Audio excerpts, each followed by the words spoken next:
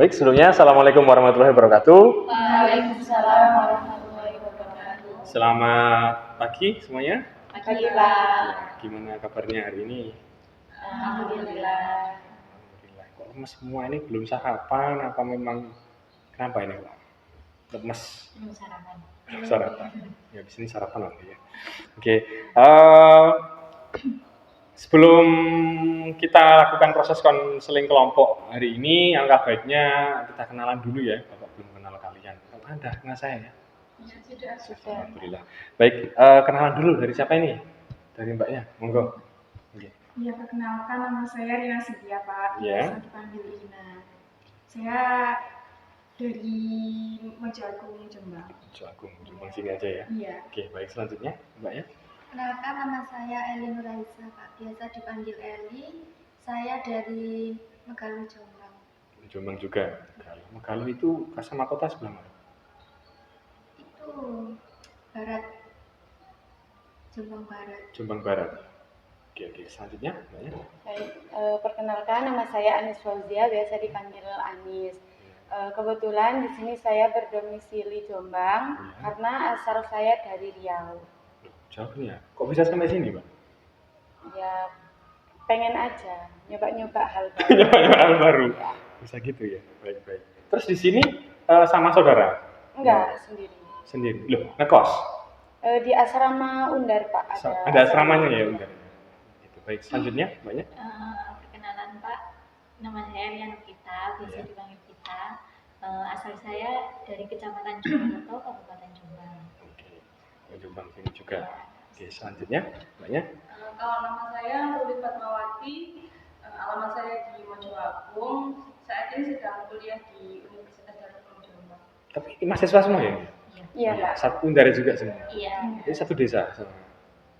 Satu kecamatan. Beda desa. Oke. Sebelumnya udah pernah proses konseling belum teman-teman ini? Dulu pernah di SMA. Mbak Ruli pernah di SMA. Sering main ke ruang BK? Beberapa kali sih, cuman cerita-cerita sedikit sama guru BK. Baru BK-nya ya.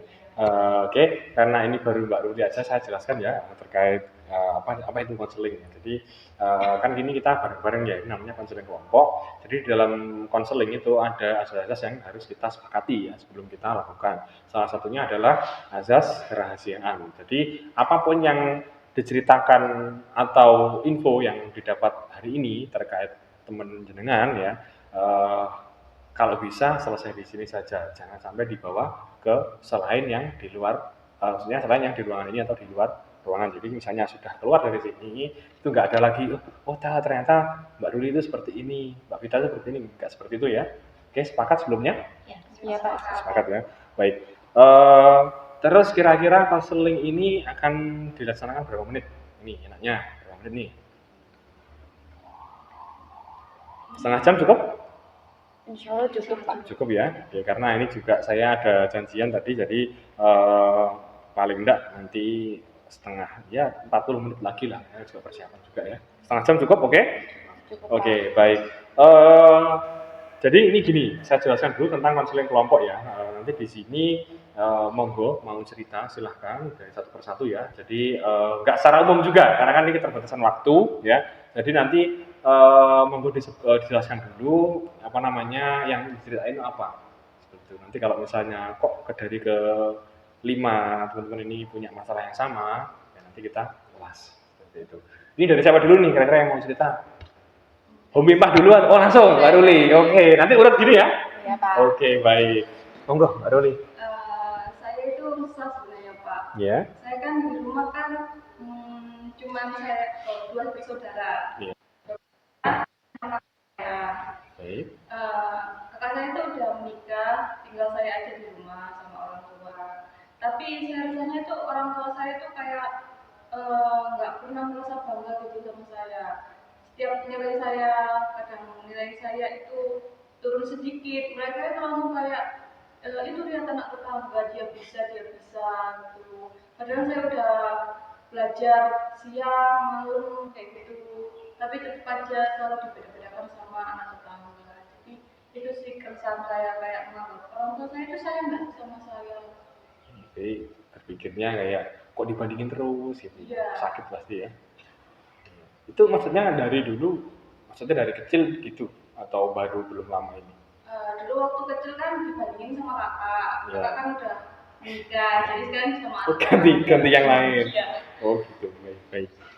Oke, selanjutnya Rita. Kalau dari saya sendiri Pak, saya itu kan punya teman banyak. Iya. Mereka itu bisa ngobrol di depan umum. Saya sering diajak ke tempat umum gitu, Iya. terus diajak ngobrol di depan umum, tapi saya itu nggak bisa. Lo public speaking? Iya, public speakingnya. Iya. Saya itu nggak bisa. Ingin saya itu mencari solusi biar saya itu pede di depan umum untuk ngobrol sama banyak orang. Banyak orang. Jadi dari Mbak Rita ini pengen bisa public speaking gitu ya? Iya. Oke, selanjutnya Mbak. Ya, kalau dari saya sendiri keresahan saya itu karena saya itu kalau lihat dari keluarga orang-orang ini Kak ya, itu kayak deket banget, kayak keluarga cemara banget. Apalagi kan katanya anak perempuan itu cinta pertamanya itu seorang ayah ya Kak ya. Jadi saya itu sempat iri sekali kalau melihat ada anak perempuan yang sangat dekat sama ayahnya. Sedangkan saya itu mau ngomong sama ayah saya itu jarang gitu. Apalagi untuk memeluk itu saya gak pernah. Jadi pengen intinya kalau saya sebutkan pengen deket sama ayah gitu. Iya. Itu aja? Sama itu juga sih Pak, kayak dulu itu pernah yang membuat saya mungkin nggak pernah dekat sama ayah itu kayak karena saya itu takut Pak mau dekat sama ayah saya. Soalnya dulu itu saya itu pernah sering kena pukul gitu. Ya, militer, agak militan. Ya, kebetulan saya anak pertama juga. Anak pertama? Iya. Baik, selanjutnya Mbak. Kalau saya itu saat maju presentasi di depan kelas itu saya merasa grogi, cemas gitu loh Pak. Oh, hampir sama berarti kayak Mbak Rita. Iya. Tapi ini cemas. Iya, padahal saya itu sudah siap gitu, tapi jadi saya itu kayak deg-degan, grogi, cemas. Udah sering melakukannya atau memang hanya beberapa kali gitu kayak? Sering, tapi masih cemas. Masih grogi, masih cemas ya. Itu aja. Oke, selanjutnya Mbak Rina. Iya, kalau saya kan ikut organisasi ya Pak di kampus ya. Terus saya itu ikutnya itu sudah 2 tahun gitu loh. Kan kalau sudah 2 tahun itu ada pergantian kayak ketua gitu sih. Nah, pas pergantian ketua itu kayak saya itu ditunjuk jadi ketua gitu loh Pak. Tapi saya itu merasa nggak mampu kalau jadi ketua, jadi kayak kurang percaya diri aja kalau nggak bisa jadi ketua, nggak bisa tanggung jawab gitu loh Pak. Nggak bisa mengemban amanah aja. Jadi kayak kurang yakin sama diri sendiri gitu ya, kurang pede gitu ya. Baru ini ikut organisasi atau sebelumnya sudah? Sebelumnya sudah pernah. Cuma yang ini agak beda bebannya. Iya, agak beda. Baik. Gini, karena ini kan ada berbagai problematika ya yang nggak mungkin kita selesaikan itu hanya satu pertemuan ini. Ya, mungkin bisa dilanjut di pertemuan berikutnya. Namun ingin saya di pertemuan kali ini kita angkat satu kayak permasalahan atau yang kalian utarakan. Ini biar adil dan biar ketemu ya. Saya kembalikan lagi, saya tanya kepada teman-teman nih, kira-kira dari 1 sampai 10 ya, kira-kira dari masalah kalian sendiri ini itu di angka berapa? Coba saya tanya, kalau tadi dari Mbak Rina. 1 sampai 10 masalahnya Mbak Rina ini di angka berapa? Kalau menurut saya 6 sih Pak. 6? Berarti nggak terlalu itu juga dilihat dari masalah teman-teman. Gitu. Selanjutnya Mbak Eli? Menurut saya kalau saya itu nomor 7. 7. Oke, baik, selanjutnya Mbak Eli? Kalau saya sih sepertinya 9 Pak ya. 9 dari 10? Kayaknya berat banget gitu. Iya Pak, soalnya kayak kalau lihat keluarga-keluarga, apalagi anak-anak yang dekat sama orang tuanya itu kayak saya tuh kayak iri gitu Pak, pengen gitu. Sedangkan saya juga sudah melakukan berbagai cara ya untuk deket sama ayah saya. Tapi kayak ayah saya tuh emang kurang welcome gitu ke saya. Gitu. Sebenarnya. Baik, selanjutnya Mbak Vita. Kalau pemesanan saya sendiri sih mungkin di angka 7. 7 sama ya Mbak Eli. Mbak Ruli? Kalau saya sendiri kayaknya di angka 8 Pak. Soalnya itu lumayan cukup mengganggu. Cukup mengganggu ya. Iya. Tapi hampir sama kayaknya. Beda tadi, oh iya ini pengen dekat karena bapaknya agak minta. Yang ini Kalau saya selalu dibandingkan. Jadi intinya juga sama-sama masalah keluarga. Ini gimana kalau kita sepakati Mbak Anis karena 9 dari 10, gimana yang lain? Nggak apa-apa ya. Kayaknya urgent ini. Iya, baik. Apa namanya? Monggo dijelaskan. Tadi kan kita hanya menjelaskan tentang sekilas ya. Monggo bisa diceritakan Mbak Anis. Gitu. Kita pengen tahu gitu. Jadi dulu itu Pak, pas saya kecil itu, saya itu sempat dekat sama orang tua saya, sama ayah saya ya terutama. Saya itu pernah dekat. Tapi pada suatu hari, namanya anak kecil Pak ya, kita kan suka bermain, kadang keluar rumah gitu. Nah saya itu pas itu keluar rumah dan tanpa izin orang tua saya. Jadi saya itu pas keluar itu dicariin. Nah, tapi saya nggak ketemu gitu. Akhirnya dicariin, pas sudah ketemu itu saya dipukul gitu. Mulai dari situ kalau misalnya saya melakukan kesalahan nih, saya selalu dipukul, kadang dipukul pakai buku tebal gitu. Kadang pernah juga saya ditampar sama ayah saya gitu. Nah, semenjak dari itulah saya itu kayak takut gitu Pak untuk ayah saya itu saya jadi takut gitu. Tapi sebetulnya saya tahu kalau ayah saya itu sayang sama saya. Cuman saya itu karena dengan kekerasannya ayah saya itu saya jadi takut untuk dekat sama ayah saya gitu. Terus mungkin karena kurangnya kasih sayang, saya itu jadi seseorang yang selalu pengen menjadi pusat perhatian orang-orang. Jadi saya itu pengennya itu ini loh aku perhatiin, aku loh nggak pernah mendapatkan kasih sayang seorang ayah. Saya jadi gitu Pak. Jadi saya itu kalau sama teman saya itu kayak merasa sedih gitu. Saya itu pengennya itu selalu dimengerti gitu. Sedangkan saya itu mungkin ada lagi ya yang kasusnya lebih berat dari saya. Tapi saya itu merasa kayak ini loh aku ini paling berat kasusku ini gitu.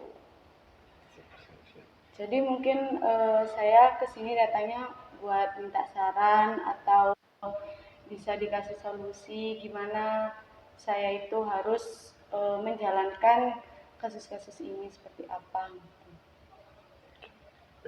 Jadi sudah dari kecil masalahnya. Iya. Seperti itu. Mohon maaf, mau tanya, apakah maksudnya setiap main atau keluar itu memang nggak pernah pamit? Untuk yang nggak pernah pamit itu ya cuman sekali 2 kali sih Pak. Cuman yang seterusnya itu kayak pamit, cuman kadang ya saya pulangnya telat gitu. Tapi kan dampaknya juga saya takut gitu loh. Saya nggak izin itu juga karena saya takut gitu Pak. Mau bicara sama ayah saja saya takut gimana mau izin gitu. Akhirnya saya itu hanya izinnya ya ke ibu aja. Tapi kadang ibu selalu memberikan izin lo sama ayahmu dulu gitu. Yeah.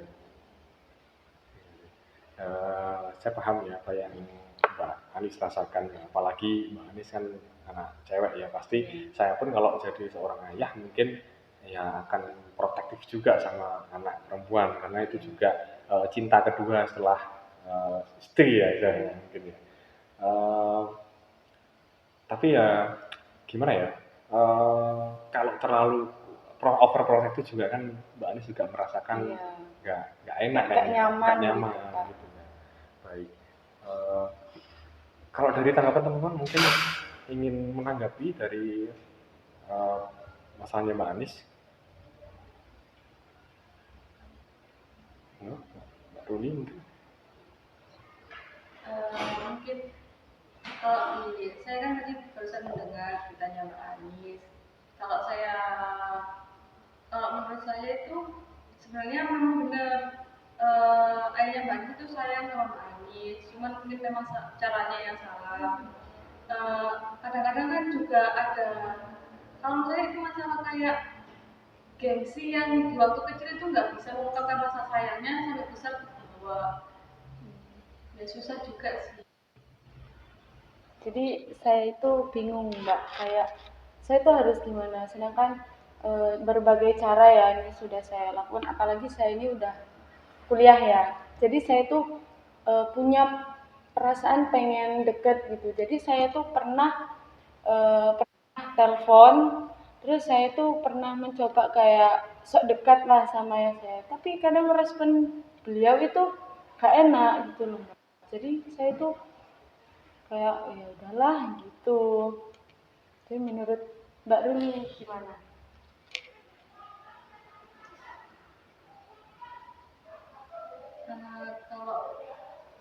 Kalau menurut aku sih ya Mbak Anis tetap kayak lebih tanya kabar sama ayah hari itu kayak ya aku lagi kuliah nih, ya lagi makan, meskipun nggak direspon lama-kelamaan mungkin bakalan luluh. Tadi Mbak Anis cuman anak pertama ya adik. Anak pertama oke. Ada anak kedua lah. Kalau adiknya juga kayak gitu atau enggak kira-kira? Enggak, malah adik saya itu lebih dekatnya sama ayah saya, apalagi adik dua itu ya. Cowok? Cewek? Iya. Sekarang SMP kelas 3. Dan itu kalau deket sama ayah itu emang deket banget, beda sama saya. Dulu itu saya ngiranya mungkin karena saya anak pertama, jadi didikannya itu agak keras gitu ya Mbak ya, mungkin. Cobaan. Jadi ya udah turunin gitu ya pas saya SMA. Tapi kok makin kesini itu saya makin iri sama adik saya gitu loh, sama orang gitu yang bisa jalan berdua sama ayahnya gandengan, pelukan gitu. Sedangkan saya itu nggak bisa gitu loh. Atau karena sama-sama gengsi atau karena saya takut, saya tuh nggak tahu ya. Dari yang lain mungkin ada yang menanggapi? Mungkin itu sih Mbak Anis ya, bener katanya Mbak Ruli tadi. Mungkin mulai sekarang itu kayak dicoba, mulai mendekati terus gitu loh.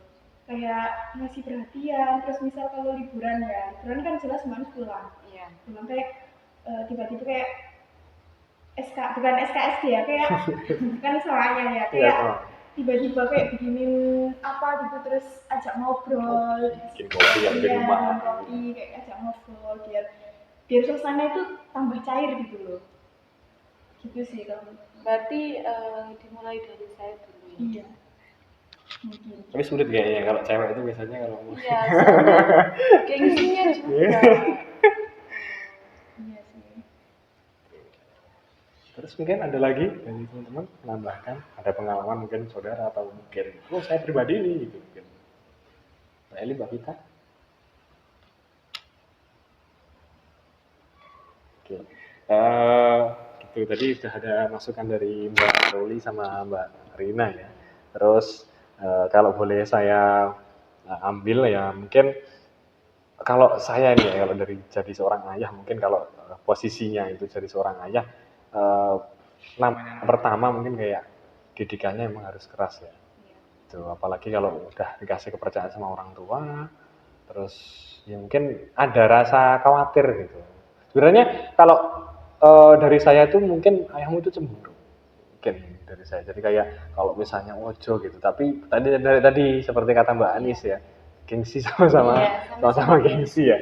Mungkin saya juga kalau punya anak putri juga, kalau ngomong kangen mau ngomong amat ya dari sini. Itu pasti cowok itu seperti itu. Kalau psikologinya cowok seperti itu. Jadi ada yang cowok itu tipe yang gengsi kalau mau ngomong sayang, mau ngomong itu ya hampir cowok. Tapi ya nggak semua, hampir semua itu seperti itu. Mungkin nggak gitu. Nah, kalau dari Mbak Ali sendiri yang tadi tangkap dari kita obrol ini apa gitu? Ya, mungkin yang pertama saya harus itu ya lebih mendekatkan diri lagi ya, berusaha lagi untuk mencairkan suasana seperti katanya Mbak Rina tadi. Kemudian mungkin kalau saya pulang nanti saya akan mencoba apa ya lebih dekat lagi sama saya, atau saya sendirian nanti yang bakalan ngajak jalan-jalan atau gimana gitu ya. Kalau soal reaksinya ya terserah nanti saja. Gitu aja sih Pak. Terus itu kira-kira mau kapan dilakukan? Mungkin setelah ini saya coba untuk sering chat-chat yang katanya Mbak Ruli itu ya. Ayah saya lagi kuliah gitu ya, coba kayak gitu. Iya, nanti pasti agak kaget. Aku. Iya, pasti sambil ada. ngirim-ngirim pap gitu ya. Boleh. Terus saya juga seneng loh, kalau jujur ya. Kalau ini bener ayah yang cinta sama anaknya ya, itu kayak gitu tuh mungkin wah, ayahnya kayak gitu. Tapi itu di hatinya. Kalau kalian itu tahu sendiri, mungkin kalau sama kalian kayak gitu. Pernah Pak. Pernah gimana? Pernah. Ya udah waktu kuliah ini ya, mungkin semester 3. Nah itu saya pernah ngirim pap pas saya ujian. Kayak saya bilang gini, ayah baru selesai ujian sambil ngirim pap gini ya. Tapi gitu, tanggapannya cuma nangan jempol tok. Gitu. Jadi saya kan karena mendapatkan jempol tok itu jadi saya sakit hati. Pokoknya cuma gini doang ini. Sedangkan teman-teman saya, oh iya semangat ya nak ya, gitu. Jadi mungkin cowok itu nih kita harus paham ya, mungkin kan juga mahasiswa ya udah mulai dewasa, harus paham juga psikologinya cewek itu gimana, jadi kalau pemahaman saya tuh ada yang mungkin cowok itu yang iya lebih kayak dia verbatimnya atau cara ngomongnya itu bagus, nggak gengsi, itu ada yang seperti itu. Tapi ada juga yang ya gini doang, padahal itu wah senengnya kalau di belakang bukan seperti itu, serius. Jadi teman-teman kerja saya itu juga seperti itu. Ada apa ya yang ngirim pop itu ya, ya senengnya masya Allah, padahal di rumah mungkin ya biasa aja gitu, depan istri, depan anak kan biasa aja, tapi di belakang itu kayak gitu, senengnya bukan main. Ada yang seperti itu kan. Itu berarti nanti dicoba ya. Baik. Oke, kita tepuk tangan dulu, kita semangati Mbak Anis ya. Gitu ya. Jadi insya Allah kalau masalah itu pasti ada solusi. Cari ya, dari solusi itu nggak mungkin tahu-tahu datang. Jadi dengan kita ngobrol ini dapat solusi ya. Nggak harus dari saya, mungkin dari teman. Ya. Tapi asal jangan sampai kemana-mana. Ya, kan privasi. Oke. Terus mau dilanjut kapan? Ini karena sudah habis ya waktunya. Mungkin kira-kira kapan kita mau lanjut ini konselingnya? Kan ini masih ada yang belum selesai nih. Nah, kira-kira mau dilanjut nggak ini? Mungkin 3 hari lagi. 3 hari lagi. Yang lain gimana? Bisa? Saya bisa. 3 hari lagi berarti Rabu ya? Iya. Sama Rabu nanti kita kumpul di sini atau sambil ngopi di luar, nggak apa-apa. Nggak harus di ruang konseling juga nggak apa-apa. Misalnya sambil ngopi di mana. Gitu. Kalau saya mending di ruang konseling sih Pak. Soalnya kalau di ruang ngopi takutnya kurang nyaman. Iya. Ada yang lain ya. Iya. Tapi apa sepeduli itu orang lain ke kita? Ya tapi mungkin nyamannya Mbak Ruli dan teman-teman ya ini ya. Nanti kita bisa janjian insya Allah Rabu, nanti jam ini juga pagi? Ya, pagi aja. Nanti bisa salah satu kontak saya nanti, Pak ini jadi jam besok misalnya Selasa ya, nanti besoknya itu bisa jam. Ya. Mungkin cukup itu kita akhiri konseling hari ini. Semoga apa yang didapat menjadi berkah, terus tetap semangat ya, apapun masalahnya ada solusinya. Kalau saya bisa ngasih quotes ya sebenarnya solusi itu sedekat dan indahi ya? Iya. Indahi dan tempat sujud. Asik. Itu cukup sekian dari saya. Minggu depan tetap semangat. Dari waktunya saya mohon maaf. Assalamualaikum warahmatullahi wabarakatuh. Waalaikumsalam.